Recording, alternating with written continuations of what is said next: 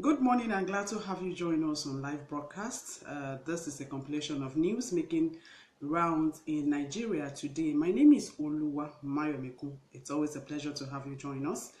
Vice President Yemi Osinbajo on Monday declared that Nigeria is an investor's delight as the Buhari presidency is making specific efforts to enable the private sector to thrive. Professor Osinbajo stated this at the Financial Times Africa Summit in London, noting that the government of President Muhammadu Buhari in the past months has been working assiduously to improve macroeconomic conditions.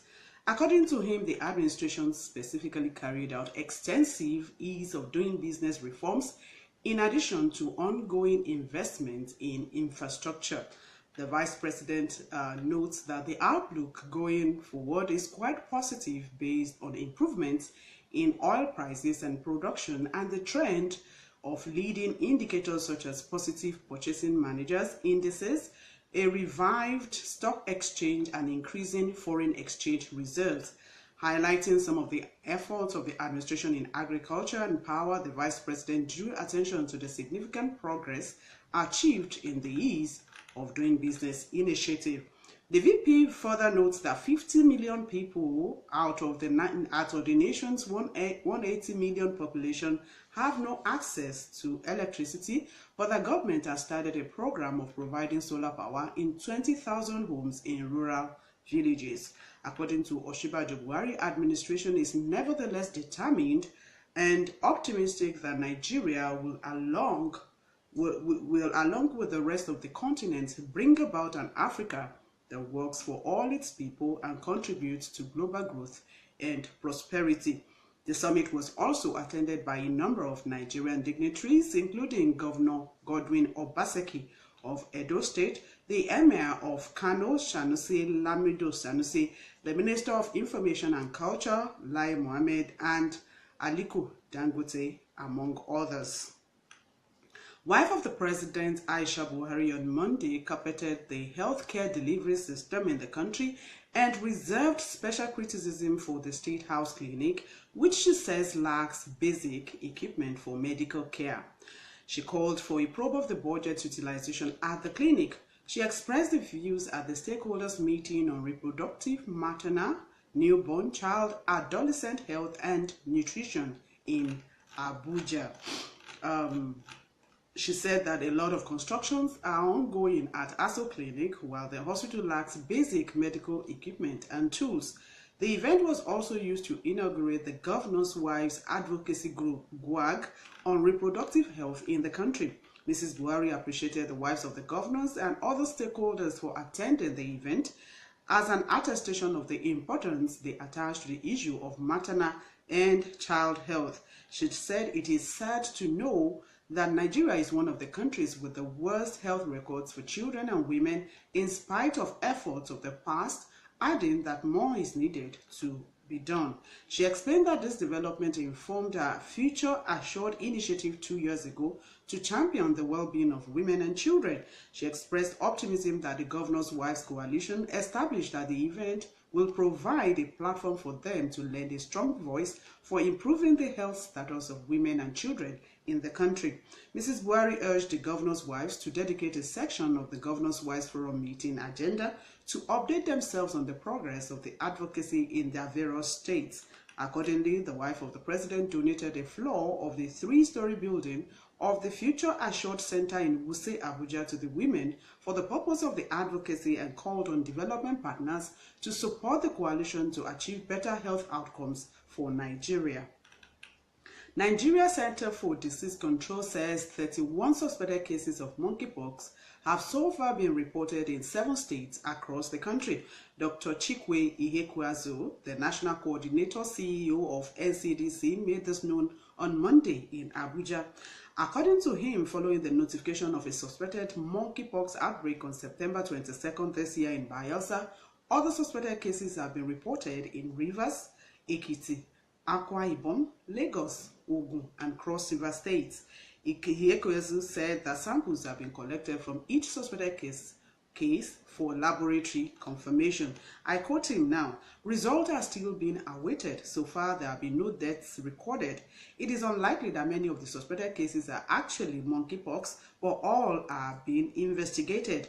All the suspected cases are currently receiving appropriate medical care, and the patients are all improving clinically in their various states," he said. He also said that the Federal Ministry of Health, through the Nigeria Center for Disease Control, is supporting the affected states to ensure the outbreak is brought under control and to limit further spread. Meanwhile, Kwara State Ministry of Health says it has commenced sensitization at health facilities and the local government areas across the state on the monkeypox disease. Commissioner for Health, Dr. Sulaiman Alege, told journalists on Monday in Ilorin that the education unit of the ministry has swung into action.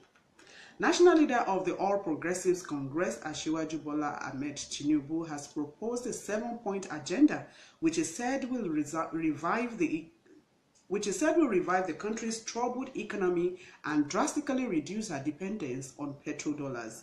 Tinubu explained that the development of a national infrastructure plan, the return of commodity exchange boards, and the promotion of government-backed housing programs are important measures that could help to reposition the national economy. The proposals are contained in a recent lecture the APC leader delivered in Lagos, where he said the decline in oil prices had revealed the travesty of the country's extant economic model. He proposed a national industrial policy fostering the development of strategic industries, which he said could create jobs as well as spur sustainable economic growth. Some contenders for the chairmanship of the People's Democratic Party have raised concerns over the abandoned National Secretariat of the party in Abuja ahead of its convention scheduled for December. The 12-story building located in the Central Business District, Abuja, estimated at 11.5 billion naira, has long been abandoned by its handlers because of cash crunch. The PDP awarded the contract to BNL Limited at the sum of 11.5 billion naira and made part payment while in power. The project was supposed to be completed in 126 weeks. In December of 2014, the party raised 21 billion naira at its fundraising dinner, which was attended by the then president, Goodluck Jonathan, his vice, Namadi Sambo, the then board of trustees chairman, Tony Aneni, and the then national chairman, Adamu Mwazu, among others. Former Minister of Information and Chairman of the Fundraising Committee, Professor Jerry Gana, said at the project site on January 5, 2015, that the funds raised were not only for the 2015 presidential campaign, but that part of it will be used to complete the project. However, no additional work has been done since then. That's just for your information. Governor Nyesom Wike of Rivers State has alleged that PDP leaders from the north, including governors and ministers, ganged up against former President Goodluck Jonathan in the 2015 general elections and paved the way for Muhammadu Buhari to emerge president. Speaking in an interview conducted recently, Wike alleged the members of Jonathan's cabinet while he was in power and ranking members of PDP from the party's former chairman, Adamu Mwazu, deceived the former president and told him outright lies about his chances. Wike said that at the height of the presidential election, there were situations where politicians who were supposed to be on the field holed up in Abuja filing false reports. He specifically attacked northern leaders of the party, saying, I quote him, PDP in the north ganged up against Jonathan. Let the truth be told, nobody will die. They were not sincere to him, off quote. Wike said it is a mark of complicity that Jonathan was stoned in some states and the governors in those states watched idly by. He disclosed that the PDP is in touch with high-profile former PDP leaders and many APC chieftains for possible realignment ahead of 2019. Meanwhile, Vice President Yemi Osinbajo, who served as acting president for much of this year, said yesterday that he has not given any thought to contesting the country's next presidential election in 2019. Recall that Nigeria has faced heightened uncertainty over whether President Muhammadu Buhari plans to contest the next election. Buhari, who is 74, took power in 2015 but has been absent for much of this year due to illness. Oshibajo, a 60-year-old law professor, served as acting president during Buhari's absences, succeeding in calming tensions in the oil-producing Delta region and pushing small steps to improve the business climate, including foreign currency reforms. This led to some business leaders to say that he could provide stability by running for president himself in 2019. But when asked at the FT Africa Summit in London if he had considered running, Oshibajo said he has not thought about it, and he added, "None of that is on the cards." So please, no, the VP is not running for the president, at least as of now. Delta State chapter of the PDP has pegged its nomination forms for chairmanship and councillorship positions at 1 million naira and 200,000 naira respectively. However, the PDP said forms will be given at no cost to women seeking for elective positions. The state chairman of the party, Oluwa Kingsley Esisto, who stated this at the party secretariat in Asaba while briefing the press on the level of preparedness of the party for the council post, said their doors will remain open for willing aspirants. He said sale of forms will be between October 10, that's today, and 17, while screening of aspirants will be held from October 18 to 21. You may recall that Delta State Independent Electoral Commission has scheduled January 6, 2018 for local government election in the state. Independent National Electoral Commission (INEC) in Benin on Sunday said the commission lost sensitive and non-sensitive materials to flood. The flood, which occurred on Saturday, knocked down the fence of the office and ravaged the entire building. The Edo INEC Administrative Secretary Lebari Undu blamed the flood on the ongoing road construction and poor drainages at Lucky Way. He said water gained entrance into some critical stores of the commission where laptops, printing machines, and card readers were all soaked with water. He said 18 pickup vans of the commission that were parked at the office were also not spared by the flood. He, however, called on relevant agencies such as the National Emergency Management Agency, NEMA, and the Federal Ministry of Works to come to their aid, while thanking the Nigerian police for securing the complex since the menace of the flood. Nigeria Union of Journalists has declared as illegal the proposed Senator of the Year award to Senator Dino Melaye from Kogi State by the Senate press corps. The corps had nominated Melaye and 14 other senators for a series of awards slated to hold on Monday, October 9, that was yesterday, at the Sheraton Hotel, Abuja. In separate statements on Monday, the national president of NUJ, Abdul Wahid Udushile, and the chairman of FCT Council of the Union, Ella Abek, said the union has cancelled the proposed award ceremony. The NUJ said the press corps of the Senate is not recognized by the Constitution of the NUJ and as such has no local standard to present award to the lawmakers. I quote them now. The union dissociates itself from the so-called conferment as it did not comply with the provision of the Constitution of NUJ on such matters, hence the nullification of the award, of quote. The chairman FCT Council, Ella Abichi, therefore called off the award ceremony, adding that it lacks legitimacy by the Constitution of the NUJ. I think that's a good one. Movement for the actualization of the sovereign state of Biafra, MASOP, said yesterday it is yet to take a stand over the boycott threats on the November 18 governorship election in Anambra State. The indigenous people of Biafra, IPOB, had on Sunday insisted that the forthcoming governorship poll will not hold and ordered its members and other freedom fighters in the area to stay at home on the day of the election. But MASOP, through its National Director of Information, Samuel Edison, said pro-Biafra groups are yet to reach an agreement on boycotting the exercise or declaring a sit-at-home order on the day of the election. Now quoting him, he says, "We shall consult and deliberate widely on the advantages, disadvantages, and positive and negative implications of such exercise," of quote. He said the group must be tactical and sensitive in considering the wills and civil rights of the citizens. Governor Nasir El-Rufai of Kaduna State says the state will employ 25,000 primary school teachers as part of efforts to restore dignity and quality to its education sector. The governor, who stated this when he received a World Bank delegation in his office in Kaduna on Monday, said This will also entrench equity in the distribution of teachers across the state. He explained that the recruitment became necessary due to the acute shortage of qualified primary school teachers in the state. The governor stated that his administration will disengage about 20,000 unqualified primary school teachers to restore confidence in public schools. According to him, I quote El-Rufai now, we tested our 33,000 primary school teachers. We gave them primary 4 exams and required they must get at least 75%.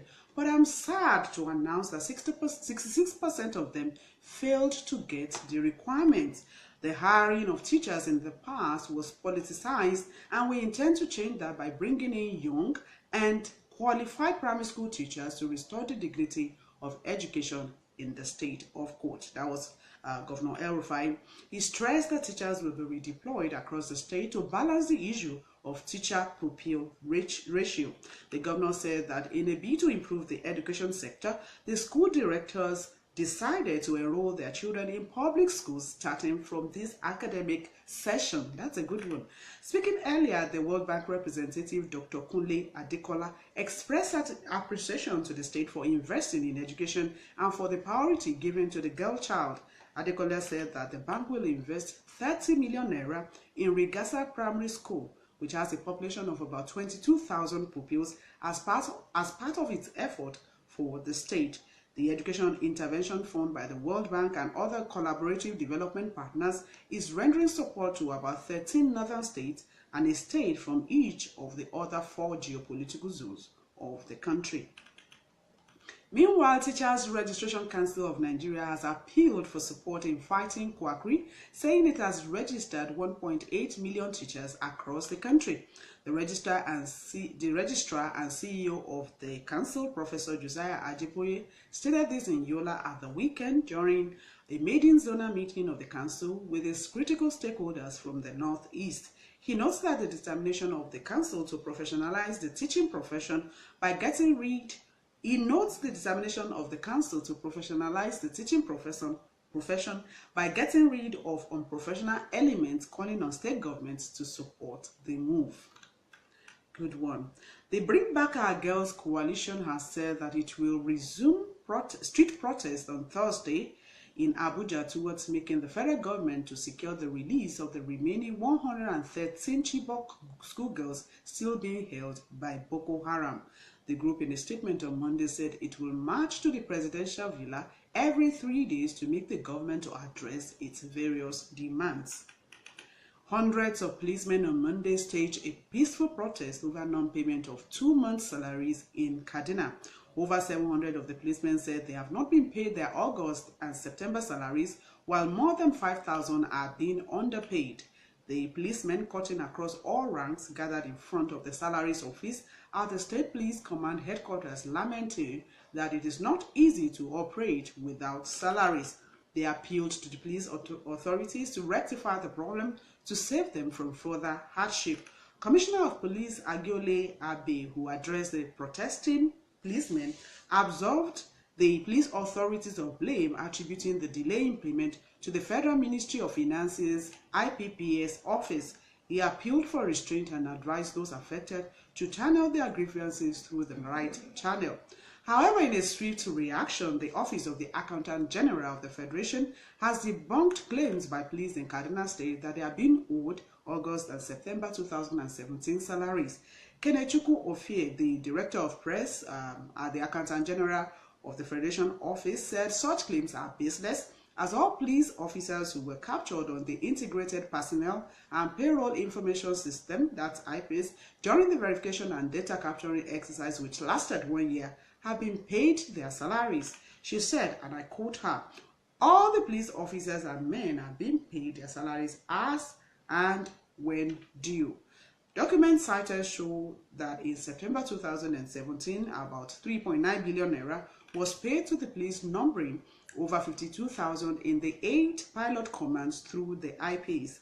Ofie also says statutory deductions was made as required by law on all other 461 MDAs on IPPIS platform. The statutory deductions include pension, NHF, pay-as-you-earn tax, police, welfare, adding that no other deductions were made other than the compulsory and voluntary ones like cooperative and loan repayment at the instance of the police authorities. Benue State Governor Samuel Otom admitted on Monday that his government has failed in its responsibility of paying workers' salary. He says a worker deserves his wages, but the Benue government has not been able to fulfill that obligation. He said, "We have failed," I'm quoting him now, "we have failed the workers in this regard," Otom said in Makurdi after meeting with national leaders of organized labor.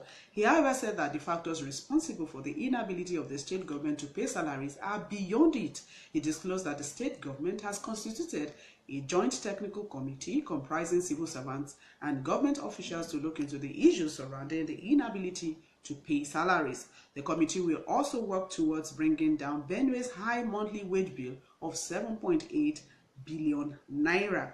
Ayuba Waba, the national president of the Nigeria Labour Congress (NLC), who also spoke with newsmen after the meeting, said that the state government has made offers toward addressing the industrial action embarked upon by the state workers.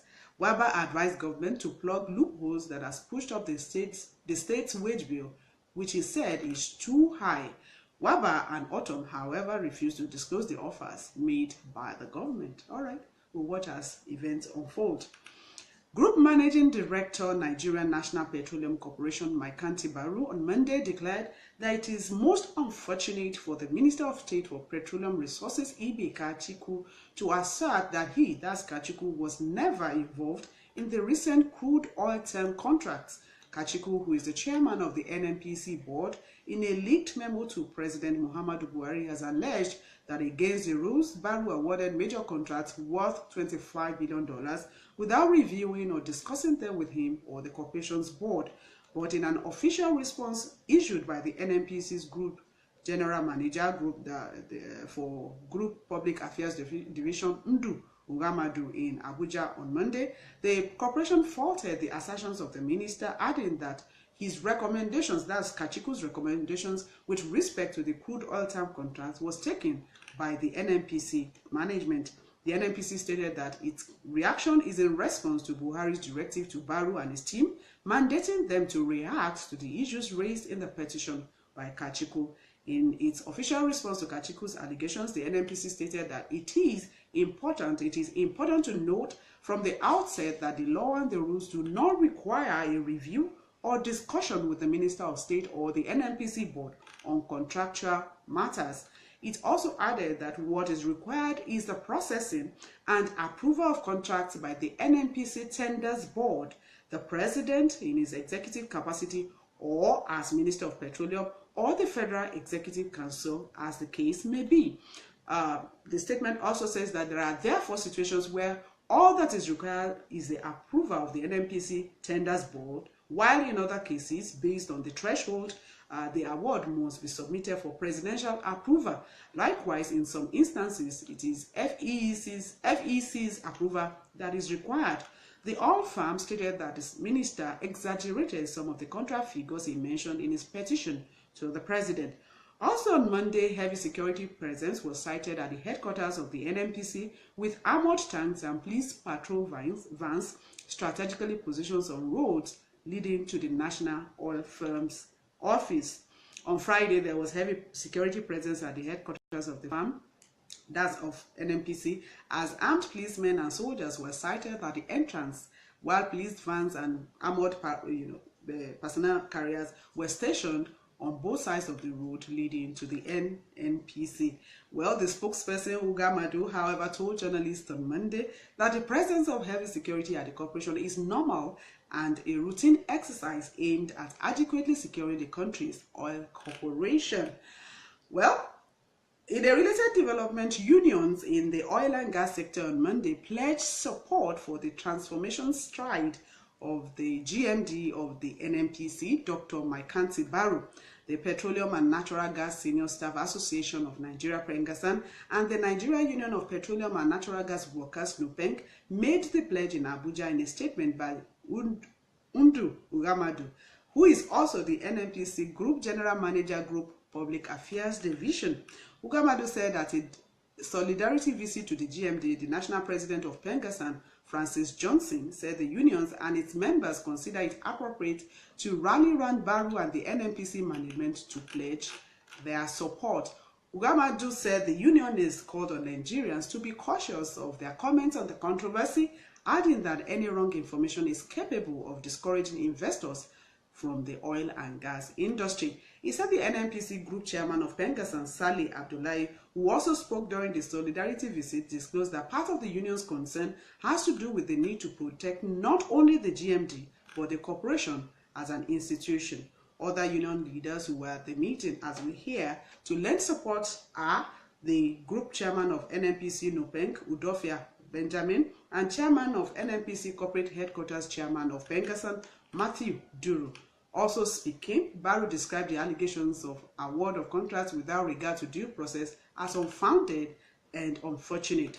He explained that as a former chairman of the NNPC Anti-Corruption Committee, he will be the last person to breach the procurement process by disregarding extant laws and rules. Vice President Yemi Osinbajo has said militants in the oil-producing Niger Delta region no longer pose significant threats to oil production. Speaking at the FT Africa Summit in London, the VP disclosed that Nigeria lost as much as 1 million barrels per day of oil last year amidst militant attacks on oil and gas infrastructure, which are concentrated in the region. Osinbajo notes that the country now pumps roughly 1.85 million barrels per day and climbing towards 2 million barrels per day, which is closer to its top production of around 2.2 million barrels per day. Lastly, Lagos State Police Command has recovered substances suspected to be hard drugs from a car in which another friend of the hip-hop musician David Adeleke, also known as Davido, died. The deceased, Olubenga Abiodun, also known as DJ Olu, and one Chime Amechi, said to be a crew member of the Ace artist, were found dead on Saturday in a BMW car in a garage on Block B, Banana Island, Lagos. They were both aged 25. DJ Olu was the son of an oil magnate, Dapo Abiodun. The deaths came 3 days after Davido's friend, Umeke Tagbo, died at a bar in Lekki area of the state after allegedly taking 10 shots of tequila. He died on his birthday. While the police awaited autopsy report to ascertain the cause of death, Tagbo's girlfriend, Caroline Danjuma, had discarded insinuations that he died of drunkenness. She also alleged that Davido ran away after dumping his corpse at a general hospital on Lagos Island. However, the musician denied the allegation and condoled with Tagbo's family, promising not to speak further on the incident. As Tagbo's death continued to attract controversy, another friend of Davido, DJ Olu, and his crew member Amechi died around 8 p.m. on Saturday. A source said operatives from the Ikoyi Police Division received a distress call that 2 young men were lying lifeless in a car. Another source said the duo vomited blood from the noses and mouths, adding that a preliminary physical examination suggested that they died of drug overdose. The Lagos State Acting Commissioner of Police, Eja Imohimi, confirmed the deaths and the recovery of substances suspected to be drugs from the victims. He, however, said the police will subject the substances to laboratory tests for identification. That's the much we can take this morning. We thank you for joining us. Join us tomorrow. Yes, tomorrow is Wednesday. Join us tomorrow as we do a robust, fresh compilation of authentic news and bring it to you free. Thank you. Enjoy the rest of your day. My name is Oluwa Mayomikun. Bye for now.